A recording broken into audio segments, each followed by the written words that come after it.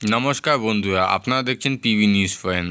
আজকে কালবৈশাখী নিয়ে আসছে মহাবিপদ। তো বন্ধুরা, শুরু করা যাক আজকে এই ভিডিওটি। অসহ্যকর গরম থেকে মিলবে সাময়িক মুক্তি, নাকি ধেয়ে আসছে বড় বিপদ। আবহাওয়া দপ্তরের সর্বশেষ বুলেটিন কিন্তু চিন্তায় রাখছে সাধারণ মানুষকে। মধ্যপ্রদেশে তৈরি হওয়া একটি শক্তিশালী ঘূর্ণিঝড় এবং বিহার পর্যন্ত বিস্তৃত নিম্নচাপ অক্ষরেখায় সাহসী চাপে হু হু করে জলীয় বাষ্প ঢুকছে বাংলায়, যার জেরে শনিবার পর্যন্ত রাজ্য জুড়ে বজ্রবিদ্যুৎ সহ ভারী বৃষ্টি ও ঝড়ো হাওয়ার দাপট চলবে। দক্ষিণবঙ্গে কালবৈশাখী দাপট হাওয়ায় অফিস জানাচ্ছে, আজ বুধবার দক্ষিণবঙ্গের সব জেলাতে কম বেশি ঝড় বৃষ্টির সম্ভাবনা রয়েছে। তবে বিশেষ সতর্কতা জারি করা হয়েছে পুরুলিয়া, বাঁকুড়া, পশ্চিম বর্ধমান, বীরভূম এবং মুর্শিদাবাদ জেলায়। এই জেলাগুলিতে 50 থেকে 60 কিলোমিটার প্রতি ঘন্টায় গতিবেগ দমকা ঝড়ো হাওয়া বা কালবৈশাখী পূর্বাভাস দেখা হয়েছে। আগামী কয়েকদিন তাপমাত্রা খুব একটা না বাড়লেও আকাশ মূলত মেঘলা থাকবে। নদিয়া, পশ্চিম মেদিনীপুর এবং ঝাড়গ্রামেও ঝড়ের দাপট দেখা দিতে পারে। উত্তরবঙ্গে ভারী বৃষ্টির সতর্কতা।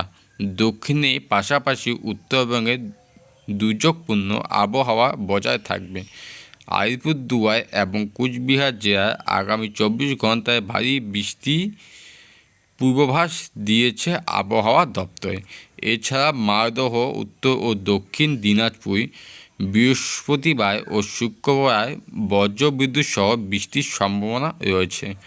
রবিবার থেকে আবহাওয়ায় কিছুটা শুষ্ক হওয়ার সম্ভাবনা থাকলেও তার আগে পর্যন্ত পাহাড় থেকে সমতল সর্বত্রই বৃষ্টির দাপট জারি থাকবে।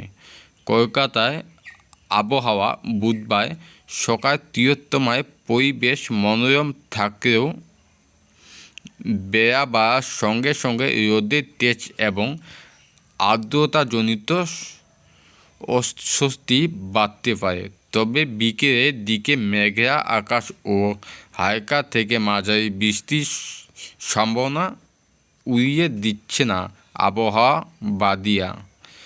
আজ কলকাতার সর্বনিম্ন তাপমাত্রা 26 ডিগ্রি সেলসিয়াস, যা স্বাভাবিক চেয়ে সামান্য কম।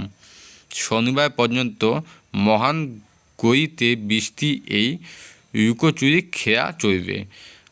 আবহাওয়াবিদদের মতে, বর্তমানে দিনের তাপমাত্রা স্বাভাবিকের চেয়ে 4 থেকে 6 ডিগ্রি সেলসিয়াস নিচে নেমে গিয়েছে।